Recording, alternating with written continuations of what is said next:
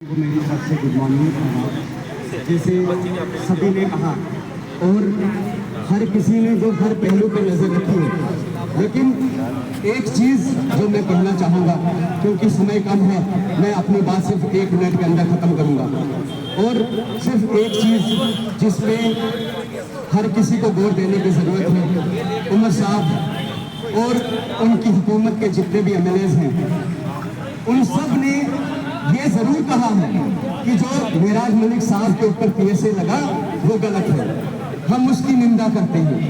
Social media में कहा, Twitter पे कहा, अलग अलग चैनल्स पे भी कहा कि हम उनकी निंदा करते हैं। लेकिन सोशल मीडिया चैनल्स या रैलीज या जो हम अभी धरना दे रहे हैं, ये हम जैसे आम लोगों के लिए है, MLAs के लिए नहीं।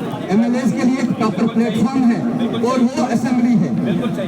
मेरी इस स्टेज से एक ही रिक्वेस्ट है उमर साहब से, स्पीकर साहब से, और जो उनकी स्पेशली जो नेशनल कॉन्फ्रेंस के MLAs हैं और जो 5-6 इंडिपेंडेंट MLAs हैं और फर्दर मैटर कांग्रेस के MLAs, क्योंकि बीजेपी वालों से तो हमें ये उम्मीद होगी नहीं और उनसे मैं ये रिक्वेस्ट करूंगा भी नहीं।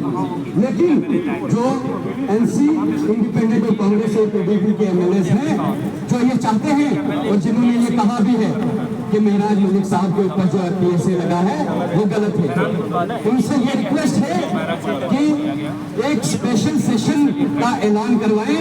स्पीकर साहब को कहें कि एक स्पेशल सेशन इनवाइट हो, चाहे वो 1 दिन के लिए हो, चाहे वो 2 घंटे के लिए ही क्यों ना सही, लेकिन मेराज मलिक के ऊपर जो ये काला कानून थोपा गया है, जो उनके ऊपर PSA लगाया गया है, उस पर डिस्कशन होना जरूरी है। क्योंकि आज मेराज मलिक साहब है, कल हो सकता है कोई और हो सकता है उमर साहब खुद हो, क्योंकि ये PSA की जो तलवार है ये हर MLA के ऊपर लगती है। और MLA के ऊपर PSA लगने का मतलब सिर्फ एक आदमी के ऊपर PSA नहीं लगा, ये पूरी कॉन्स्टिट्यूंसी को नजरबंद किया गया है। आज टोडा का कोई रिप्रेजेंटेटिव नहीं, क्योंकि जो उनका चुना हुआ नुमाइंदा था उसे नजरबंद कर दिया गया है। और क्यों नजरबंद किया? क्योंकि उन्होंने अभद्र भाषा का इस्तेमाल किया था। भाषा अभद्र हो सकती थी, लेकिन उस भाषा के पीछे की जो मंशा है वो अभद्र नहीं होती। वो सिर्फ एक ही मांग कर रहे थे कि जनता को इंसाफ दिया जाए, उनके लोगों के काम किए जाएं। और एक MLA जब चुन के आता है वो जनता की बात ही न कर पाए, उसकी आवाज को दबाया जाए, तो क्या फायदा उस MLA बनने का? और जो PSA है, साथ में जम्मू कश्मीर में PSA की जरूरत है नहीं।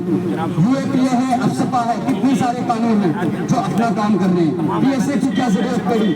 इसलिए PSA है कि जो डिसेंटिंग वॉइसेस है, जो सरकार के खिलाफ, जो एडमिनिस्ट्रेशन के खिलाफ आवाज उठती है, उसको दबाया जाए। और जम्मू में हमें PSA की जरूरत नहीं है, बहुत सारे कानून हैं, BNS है, और भी सेक्शंस हैं, हर चीज की, हर एक एक्ट के लिए, हर एक जुर्म के लिए सजा डिफाइन की गई है। तो PSA क्यों? सिर्फ इसलिए कि भारतीय जनता पार्टी और जो LG एडमिनिस्ट्रेशन है, जो कुछ 2-4 एडमिनिस्ट्रेटर्स हैं, उनके खिलाफ आवाज को दबाया जाए। इसी के साथ मैं अपनी वाणी को विराम देना चाहूंगा। धन्यवाद।